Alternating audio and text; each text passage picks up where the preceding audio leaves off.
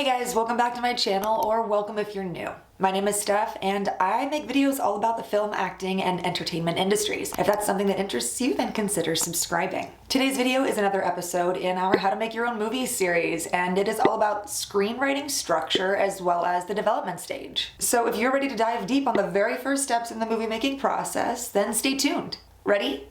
Let's do this.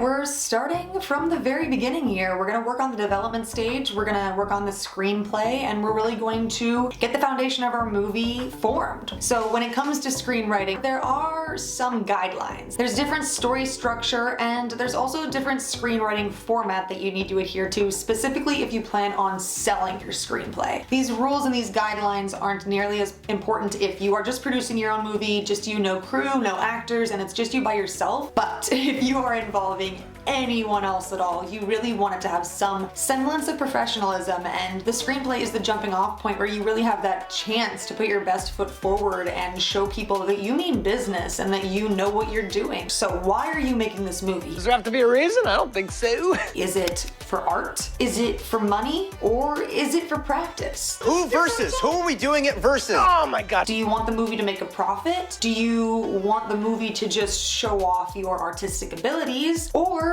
do you want to use it as a stepping stone to make yourself better at your craft? And that's what I think a lot of us are doing right now, is we're on the practice stage, where when we're making this movie just us with no crew, it's really about honing our skills and testing those skills out and making sure that they're sharp and that we are capable and ready to move on to the next level, whether it's on our own set or someone else's. So you definitely want to write what you know. Focus on your life experiences. So another thing is you really want to create your space. So when you're writing, you want to make sure that it's somewhere quiet and comfortable. Honestly, it is healthy to hop around and not necessarily always write in the exact same location. Try to get outside. If you have a porch, write outside on a notebook. Jot down ideas on a notebook, and that can be your outside time. But either way, try to get inside, outside, in different environments while you're writing, because that's going to help inspire you. This is something that I really, really love to do. I did mention it in my very, very first video on YouTube about finding inspiration, but that is playing movie soundtracks while I write. So my favorite thing to do is play soundtracks that are in a similar genre to the screenplay that I'm currently writing. That's going to put me in whatever mood I need to be in to write that movie. It helps me to really envision scenarios and have things play out in my mind that I'm able to then transcribe onto the screenplay and then translate onto the screen. So it's a really, really helpful tool. I'd recommend you do that. Just go on YouTube and look up movie soundtracks. 5 hours later. Alright, so I actually had to go to work.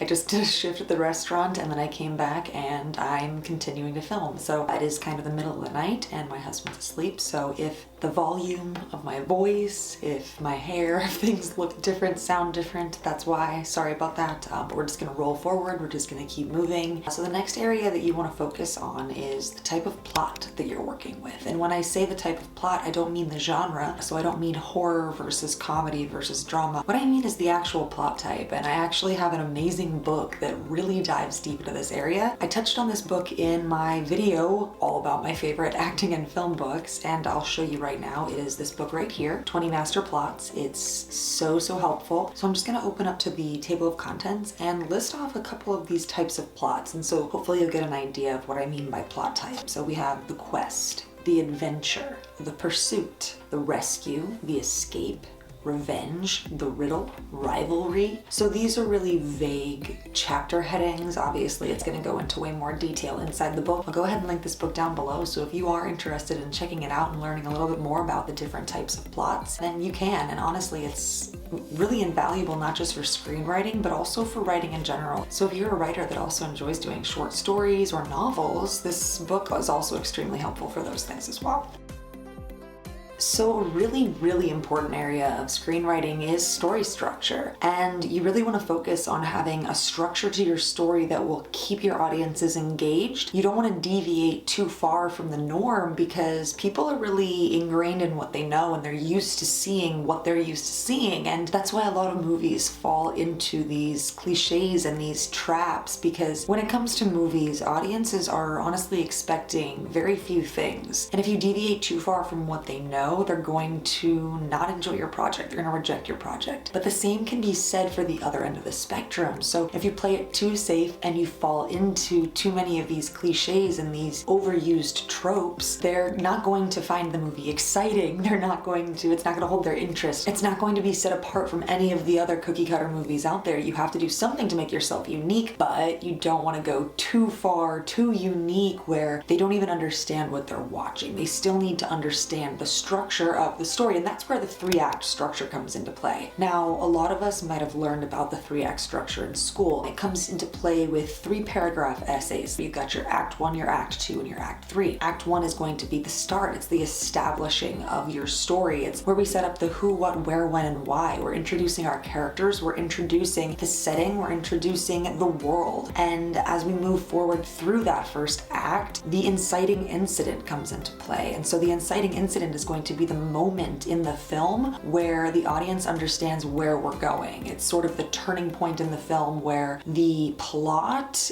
is revealed and we sort of know what is the objective or the directive for our main characters. So once we get through the heavy hitting Act 1, you want to focus on your Act 2 because you really don't want to drop the ball here in the middle. You want to have a really strong Act 2 that connects your beginning and your end and shows the true transition of your characters and your plot from beginning to end and the arc that those characters in that plot all experience. So basic 3-act structure states that in the beginning of the film, we're going to set up the characters and the environment. Where is the story taking place? After that, we set up the problem or the conflict in the story. So Act 1 introduces the setting. Act 2 is going to be dealing with the problem that has arisen. So as we move into Act 2, the rising action or the problem gets worse and the characters are struggling to solve that problem and figure out what to do next. And then we get to our turning point. So this is also known as the midpoint in the film or the turning point. This is where the problem becomes something different or where the story takes an unexpected turn. This could be a twist in your story or something that kind of knocks the audience off track and makes them really think or double back.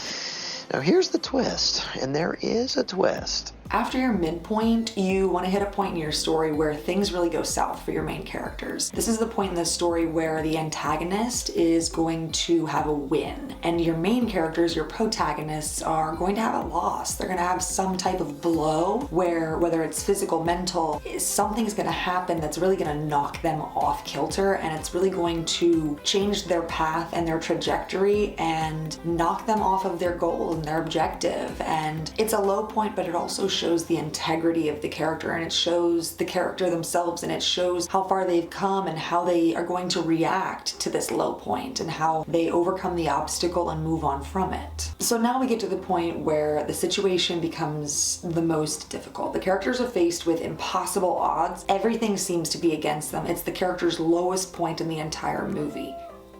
Really? And that's when we hit our climax. So this is going to be the most action-packed or exciting moment of the film. This is where everything sort of comes to a head, and everything that the characters have been working for, everything that they have been preparing for, everything is going to be put to the test at this point. So whether we have some big competition that we're preparing for, or whether we have some showdown with a villain, whatever that big moment is, that's the climax. That's where we're at right now. So after the climax takes place, the protagonist most likely has become triumphant. That's typically how the story goes. Not always, obviously, but that's typically how the story goes. So at that point, we have falling action. So after that main climax, things are gonna slow down a little bit and we start to sort of conclude our story. So you don't wanna obviously just cut things off cold turkey right after your climax. You want to have some type of wrap up and conclusion, whether that is concluding your story altogether or setting it up for a sequel, as so many Hollywood films do. So that's completely up to you as a director and what direction you want to go in. The last point for story structure is that you just want to make sure that you you hit all of the proper points so that you get the inciting incident, the climax, you get your turning point in the middle, the midpoint, you get all of those important elements and you include them in your film. And the final thing is just making sure you have subplots and gasp moments. So subplots are going to be just interesting avenues that you can explore that aren't necessarily your main A plot, they're B plots. And then gasp moments are little moments peppered throughout your film that are jarring to your audience or make them gasp. All right, so I'm really quickly just gonna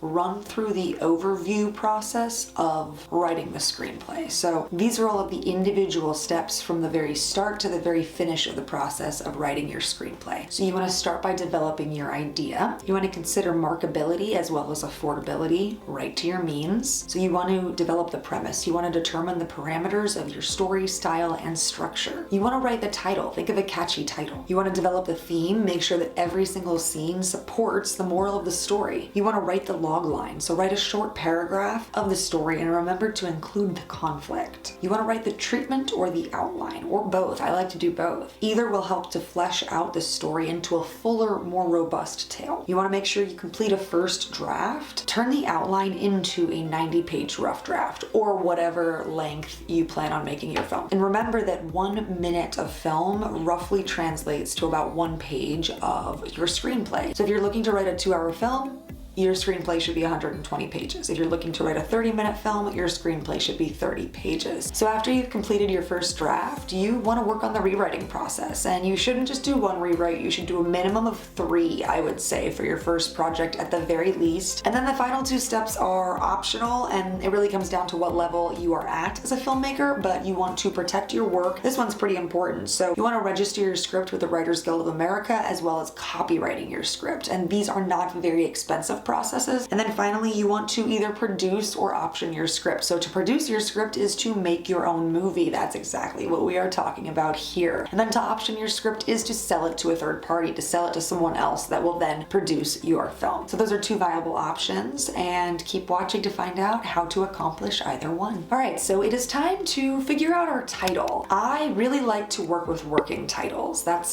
something that has always worked for me in the past. Essentially, I come up with some type of placeholder title, something that sounds pretty basic but describes the movie that I'm making. So the current movie that I'm making for this series, I have the working title set as Under the Bed. I do not love that title, but it's just what I'm calling my movie until I figure out a better title. And typically that happens in the writing process. So usually what happens is as I'm writing my script or after I write my script, I'll go through it and somewhere in that screenplay, I will organically be able to pull out the title. Either that or I have a brainstorming session and I figure it out that way. But either way, I typically work with a working title first and then I switch over to the actual title towards the end of the development process. Moving right along to your theme. So your theme should be 5 to 15 words. And honestly, the easiest way to think of your theme is the moral of the story. What is the moral of your story? What do you want audiences to take away from your movie when it's finished and they leave the theater or they finish watching it online or however they end up watching it? You want to come up with a solid message that doesn't necessarily need to be extremely nuanced or layered or metaphorical, but it does need to mean something. Your movie should be made for some reason, and it doesn't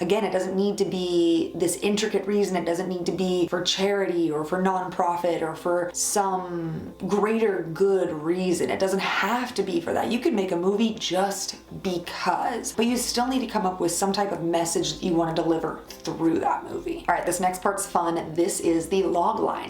Hey guys, editing me here. I just wanted to pop on really quick because as I was editing this video, I noticed that I made a small mistake. I was trying to describe to you the definition of log line, but I instead gave you the definition of tagline. So really quickly, just to clear that up, a log line is going to be the sentence that describes your film, and it's really for the purpose of presenting it to investors or producers, whereas the tagline is going to be that catchy little phrase that is put on the movie poster or the DVD cover that is intended to bring in moviegoers, to bring in consumers. So your log line is more descriptive, whereas your tagline is more witty and catchy.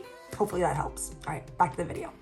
So your logline should be the basic premise of what your movie is about. If you can, try to include your protagonist, your antagonist, the conflict, and the setting. This next step might just be my favorite step in the entire screenwriting process. So this is going to be the treatment. So the treatment is about 2 to 3 pages, but really it can be any length that you need it to be. And it reads like a short story. You're essentially writing the story of your movie from start to finish. So it's in short story format or, novel format. And like I said, it can be as long or short as your story needs. It can technically be 1 page, but I would suggest that you try to write it on the longer side. I recently wrote a treatment that was about 5 pages long and it felt really good. It felt like I hit all of the necessary points, but the treatment is a perfect way for you to just sort of brain dump and get all of your ideas out onto paper and really flesh everything out. So again, you are portraying the events from start to finish. So if somebody picks up your treatment and reads it, they should essentially be watching the movie in their mind, just not exactly matched up to your exact vision, essentially. So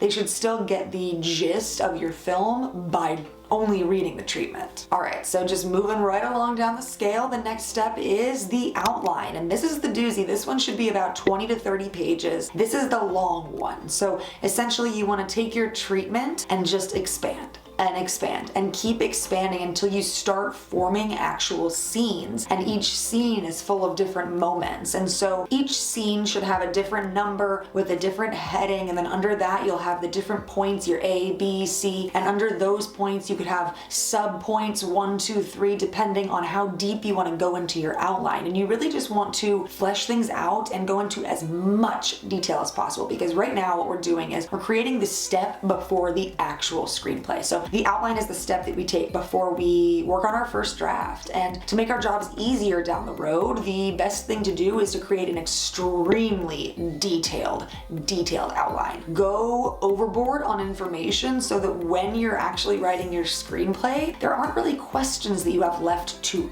answer necessarily. It's more just fleshing it out even more and expanding it even more and shaping it into the exact vision you want it to be. That is brilliant.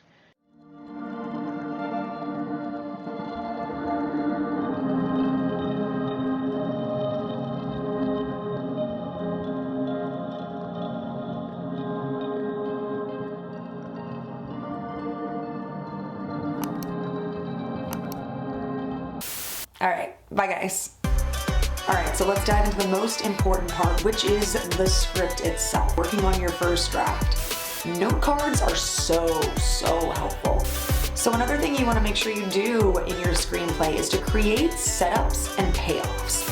You want to register your screenplay with the WGA.